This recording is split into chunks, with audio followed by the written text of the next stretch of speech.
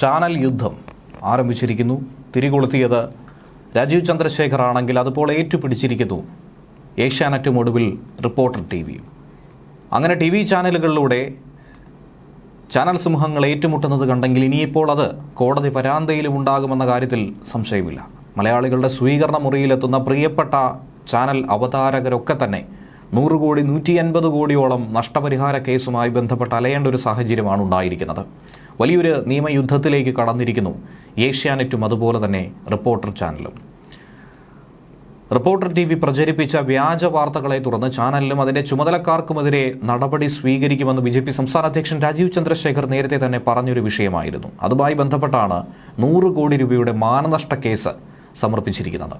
Reporter ചാനലിന്റെ ഉടമ Anto Augustine, consulting എഡിറ്ററായിട്ടുള്ള Arunkumar, coordinating editor Smruthi Paruthikad, news coordinator Jimmy James, Thiruvananthapuram bureau chief TV. Prasad എന്നിവരടക്കം 9 പേർക്കെതിരെയാണ് അണിയറയിലും മുന്നിലും പിന്നിലുമൊക്കെ തന്നെ പ്രവർത്തിച്ചവർക്കെതിരെ കേസ് കൊടുത്തിരിക്കുന്നത്. രാജീവ് ചന്ദ്രശേഖറിന്റെ ബന്ധമില്ലാത്ത ഒരു BPL എന്ന സ്ഥാപനത്തിന്റെ ഭൂമി ഇടപാടുമായി ബന്ധപ്പെട്ട് അതിനെ ബന്ധപ്പെടുത്തി ബി.ജെ.പി. സംസ്ഥാന അധ്യക്ഷൻ കൂടിയായിട്ടുള്ള അദ്ദേഹത്തിന്റെ പേര് ദുരുപയോഗം ചെയ്തു എന്നും വ്യാജ വാർത്തകൾ ഒന്നിലധികം തവണ തുടർച്ചയായി സംപ്രേഷണം ചെയ്തതോടെ മുംബൈ ആസ്ഥാനമായ RSP പാർട്ട്നേഴ്സ് എന്ന നിയമസ്ഥാപനം മുഖേനയാണ് 100 കോടി രൂപയുടെ മാനനഷ്ട കേസ് കൊടുത്തിരിക്കുന്നത്.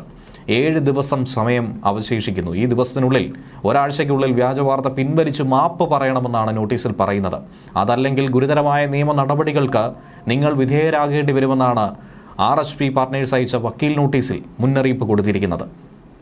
ഈ ചാനലിന്റെ ലക്ഷ്യം ആ വ്യക്തിയുടെ പ്രതിച്ഛായയെ തകർക്കുകയും ബി.ജെ.പിയുടെ ഇമേജിനെ ഇല്ലാതാക്കുകയും ചെയ്യാനായിരുന്നുവെന്ന് ബി.ജെ.പി. വക്താക്കൾ തന്നെ നേരത്തെ ആരോപിച്ചിട്ടുണ്ടായിരുന്നു.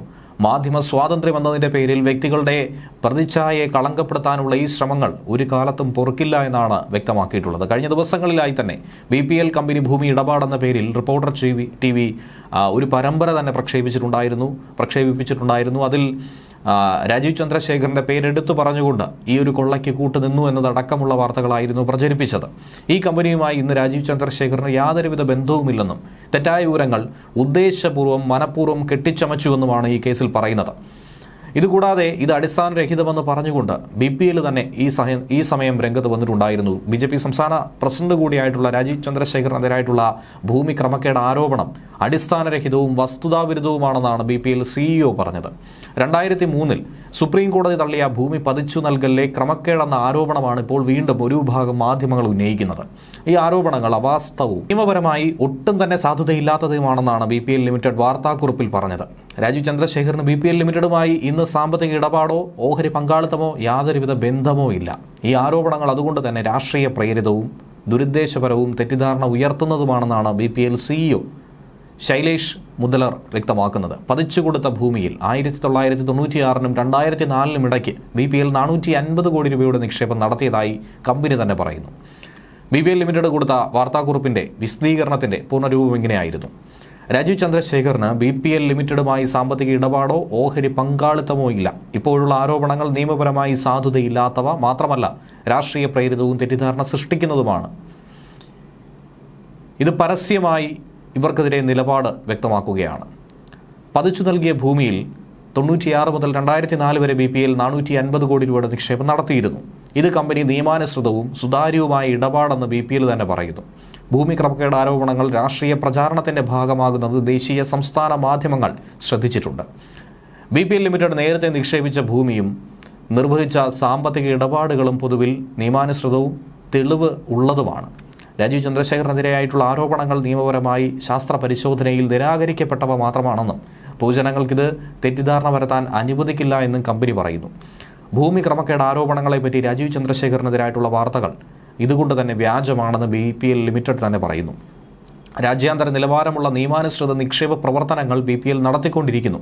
രാജീവ് ചന്ദ്രശേഖറുമായി കമ്പനിക്ക് എന്തെങ്കിലും സാമ്പത്തിക ബന്ധമില്ല എന്നുകൂടിയാണ് പറയുന്നത്.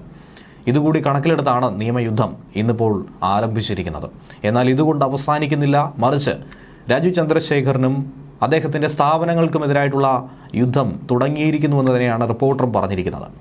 ലയണൽ മെസ്സി അടക്കം അർജന്റീന ടീമിനെ കേരള സന്ദർശനവുമായി ബന്ധപ്പെട്ട് നിരന്തരം വ്യാജ വാർത്തകൾ ചമച്ച ഏഷ്യാനെറ്റ് ന്യൂസിനെതിരെ മാനനഷ്ട കേസ് കൊടുക്കുന്നുവെന്നാണ് റിപ്പോർട്ടർ TV ഇതിന് ബദലായി പറഞ്ഞിരിക്കുന്നത്.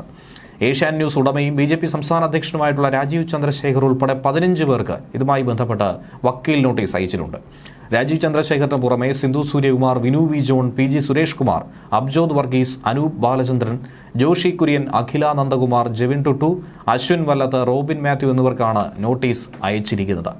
റിപ്പോർട്ടർ TV നൽകിയ മറ്റൊരു ഹർജിയിൽ വ്യാജ വാർത്തകൾ നൽകുന്നതിൽ നിന്നും ഏഷ്യാനെറ്റ് അടക്കമുള്ള മാധ്യമങ്ങളെ കോടതി വിലക്കിയെന്നാണ് റിപ്പോർട്ടർ ഇപ്പോൾ പങ്കുവച്ചിരിക്കുന്ന ഈ വാർത്തയിൽ പറയുന്നത്. ബംഗളൂരു പ്രിൻസിപ്പൽ സിറ്റി സിവിൽ കോടതിയുടേതാണ് ഈ നടപടിയെന്നും ചൂണ്ടിക്കാണിക്കുന്നു. റിപ്പോർട്ടറിനെതിരെ വ്യാജ വാർത്ത നൽകരുതെന്ന് ഏഷ്യാനെറ്റ് ന്യൂസ് അടക്കമുള്ള മാധ്യമങ്ങൾക്ക് കോടതി ശക്തമായ ഭാഷയിലാണ് താക്കീത് കൊടുത്തതെന്നും ചൂണ്ടിക്കാണിക്കുന്നു. റിപ്പോർട്ടറിന്റെ വിശ്വാസ്യത തകർക്കും വിധം വ്യാജ വാർത്തകൾ നൽകരുതെന്ന് കോടതി പറഞ്ഞുവെന്നും വ്യാജ വാർത്തകൾ ഉടൻ നീക്കം ചെയ്യണമെന്നും ഇക്കാര്യത്തിൽ ചൂണ്ടിക്കാട്ടി. ഫേസ്ബുക്ക്, ഇൻസ്റ്റഗ്രാം, X അടക്കമുള്ള സോഷ്യൽ മീഡിയയിൽ നിന്നും വാർത്തകൾ നീക്കം ചെയ്യണമെന്ന് നിർദ്ദേശിച്ചു. ഗൂഗിളിനും മെറ്റയ്ക്കും കോടതി ഇത് സംബന്ധിച്ച നിർദ്ദേശവും നൽകി. ഇത് സംബന്ധിച്ച് കോടതി ഇടക്കാല ഉത്തരവ് പുറപ്പെടുവിച്ചെന്നും ലയണൽ മെസ്സി അടക്കമുള്ള അർജന്റീന ടീമിന്റെ കേരള സന്ദർശനവുമായി ബന്ധപ്പെട്ടുള്ള ഏഷ്യാനെറ്റ് ന്യൂസ് അടക്കമുള്ളവർ റിപ്പോർട്ടർ TVക്കെതിരെ നിരന്തരം വ്യാജ വാർത്ത നൽകിയെന്നുമാണ് ചൂണ്ടിക്കാണിക്കുന്നത്. കായിക വകുപ്പ് മന്ത്രി V അബ്ദുറഹ്മാൻ അടക്കമുള്ളവർ കൃത്യമായ വിശദീകരണം നൽകിയിട്ട് പോലും വ്യാജ വാർത്ത നൽകുന്നത് ഏഷ്യാനെറ്റ് തുടർന്നുകൊണ്ടേയിരുന്നു.